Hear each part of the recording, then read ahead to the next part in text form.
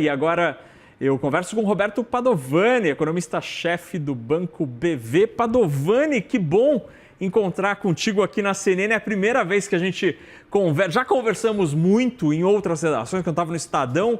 Padovani, qual a tua leitura? Primeiro, obrigado por estar aqui com a gente na CNN. E qual a tua leitura desta decisão? Te surpreendeu de alguma maneira este Banco Central mais cauteloso do que esperávamos há um mês? Boa noite. Oi, boa noite, obrigado pelo convite. É bom falar contigo também. Bom, olha, a gente teve muito debate entre os economistas aí sobre o que o Banco Central poderia fazer, mas eu acho que a decisão foi em linha com o que o mercado já estava precificando e era o que a gente lá no Banco BV esperava, que era o início de um processo de afrouxamento monetário, mas um início cauteloso. E essa cautela, obviamente, tem a ver com o fato de você ter um aumento das incertezas globais, materializadas aí nos novos níveis de preço do petróleo, que saltaram de 60 dólares o barril para 110 dólares o barril. Então, um aumento de incerteza sugere um pouco mais de desconforto em relação à trajetória de convergência da inflação.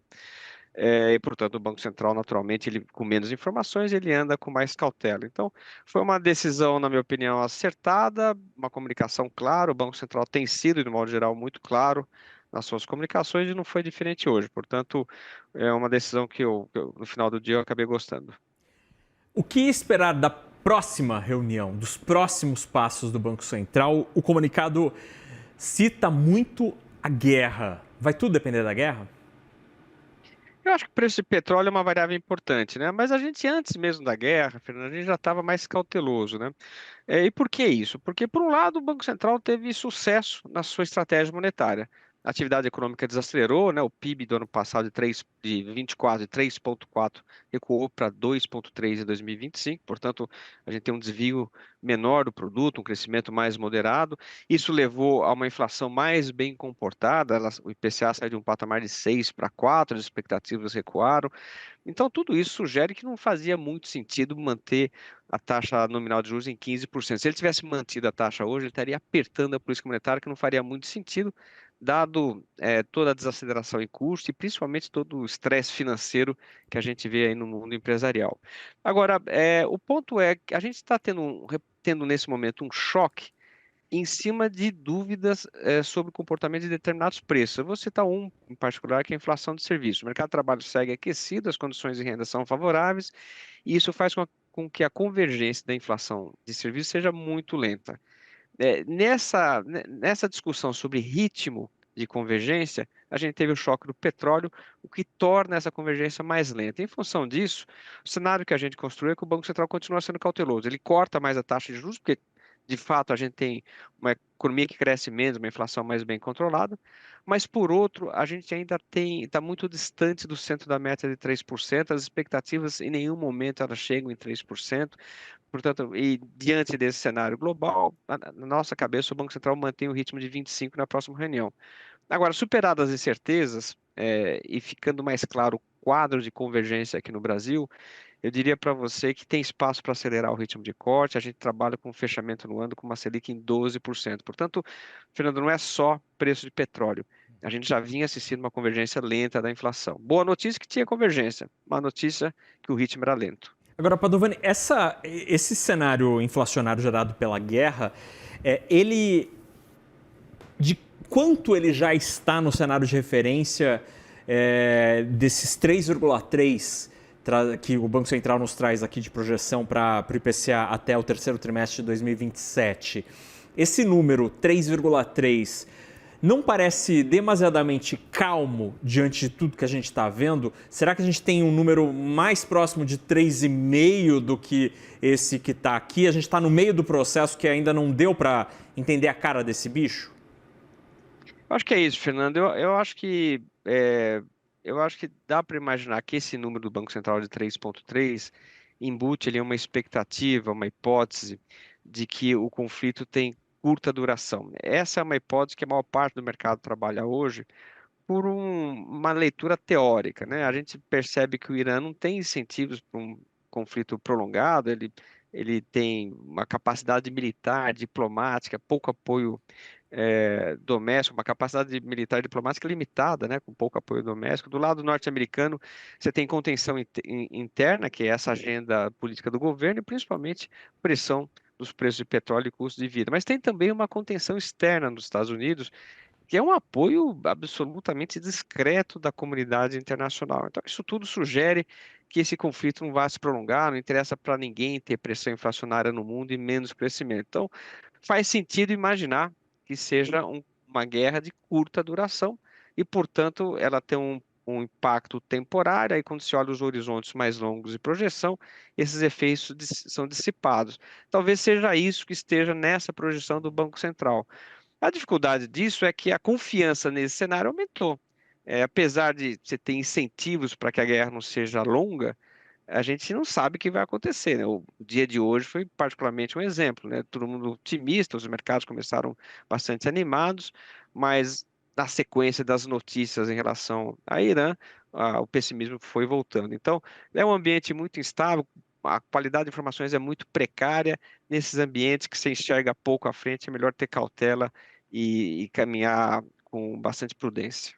Padovani, falando no Banco Centralês, até a decisão anterior à manutenção, o Banco Central indicava, mesmo no seu forward guidance, que o ciclo de queda do juro seria um ciclo de flexibilização. Hoje, na comunicação, ele cita calibração. São duas palavras meio parecidas, mas que a troca tem seu significado. Essa troca pode indicar o quê? E mesmo com essa troca, tem espaço para este corte de meio ponto que você menciona? Bom, acho que a leitura que eu faço em relação ao termo calibragem é o seguinte, é que você vai reduzir a intensidade do aperto monetário. O aperto monetário está aí, vai ficar, e tem razões para ficar, porque a inflação em nenhum momento alcança o centro da meta de 3%. Agora, a intensidade desse aperto é que precisa ser calibrada. Então, eu leio a calibragem como um ajuste nominal das taxas de juros, mantendo ainda taxas reais bastante elevadas. Só para você ter ideia, a gente trabalha com uma hipótese que o juro real de equilíbrio no Brasil seja próximo a 5. Se a gente tivesse mantido a taxa em 15, a gente estaria falando aí de juros reais ex-post na casa de 11%. Quer dizer, é muito, muito aperto monetário no momento que as empresas estão absolutamente estressadas financeiramente. Então, eu acho que o termo calibragem é isso. Olha, a gente está cauteloso em relação à ancoragem às expectativas, mas a gente pode diminuir a intensidade do aperto, porque uma parte a gente já teve sucesso, que é jogar o crescimento para baixo e a inflação ficar mais bem controlada. Mas ainda falta um bom caminho para chegar no centro da meta. Então, eu acho que a calibragem reflete isso. Agora, eu sinceramente acho que tem espaço ainda à frente, mesmo com as incertezas globais, para você continuar cortando com cautela a taxa de juros. De novo, a taxa real de juros, Fernando, está muito acima do seu equilíbrio. Acho que é um consenso entre os economistas, tem muita gordura, o Banco Central pode ir reduzindo cautelosamente. Ele tem que cuidar da comunicação para o mercado não se empolgar e trabalhar com um ciclo muito amplo. Mas no curto prazo, essa taxa de 15 parece excessiva. Sobre os Estados Unidos, Padovani, hoje o tom da decisão, da comunicação de Powell, logo depois da decisão, foi de cautela, acho que não tinha como não ser, né? E uma parte do mercado reagiu ali como se, olha, talvez o corte que a gente estava esperando seja adiado, tem gente até cogitando que talvez não role neste ano. Como é que o espaço para o Banco Central cortar juro é afetado? Porque o espaço, por exemplo, para o trade-off dólar real, talvez não será o mesmo que se esperava há um mês. Eu acho que a decisão do nosso Banco Central, como as autoridades monetárias têm dito aí nas últimas gestões, ela nunca é mecânica, né? Não é porque o Banco Central norte-americano tem menos espaço para cortar juros nesse momento, que isso vai limitar o nosso corte. O fato é que o aperto monetário foi muito grande no Brasil, né? E que faz sentido, porque mesmo com 15%, você vê que a atividade econômica segue crescendo, o mercado de trabalho está aquecido, a inflação não converge, então realmente tinha alguma coisa de diferente aqui no Brasil. Mas eu acho que, pensando de novo em juros reais, mesmo que o Banco Central norte-americano seja cauteloso, a gente viu hoje também a inflação produtora um pouco mais pressionada nos Estados Unidos, mesmo nesse ambiente, eu acho que a gente tem, como o Banco Central diz, espaço para calibragem. A gente pode manter uma política monetária apertada, mas tirando o excesso. Então, eu acho que a resposta simples para a tua pergunta é: nós temos aqui uma certa gordura no aperto monetário que dá para seguir nesse processo, a despeito da cautela global que a gente vê, os bancos centrais, de modo geral, bastante cautelosos. Ou seja, a gente está tirando aquela bordinha do chopp, assim, da espuma, sem jogar o conteúdo do copo. Isso quer dizer, Padovani, que o câmbio talvez não reaja tanto a esta mudança de cenário lá fora, né, com talvez esse espaço menor para o corte no Fed, e aqui no Brasil com essa dosagem menos intensa do início do ciclo? Eu acho que sim, e eu acho, Fernando, essa é uma boa pergunta, porque eu acho que é o que a gente tem visto nos últimos dias. A gente vê que o mercado futuro de juros ficou bastante pressionado, isso obrigou até, incentivou aí o Tesouro a fazer algumas operações no mercado, coisa que a gente não via há algum tempo. Porque tem um estresse no mercado futuro de juros, que é uma combinação de um Banco Central cauteloso, pressão do dólar, dificuldade de convergir da inflação. Mas à medida que você tem os juros fortes aqui, o impacto no câmbio tende a ser mais moderado. Você está mantendo a atratividade da economia no curto prazo para fluxos de capitais, e isso favorece o câmbio. Então a gente nota o câmbio mais bem comportado, o que a gente não vê nos mercados futuros, né?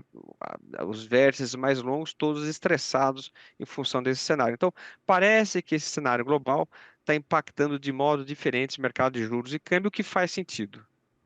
A gente conversou com o Roberto Padovani, economista-chefe do Banco BV, a quem agradeço por estar nesta noite de super quarta aqui com a audiência do CNN Money. Padovani, obrigado de verdade pela conversa. Que bom tê-lo aqui na nossa programação. Valeu, obrigado pelo convite, bom falar contigo. Tchau, tchau, um abraço.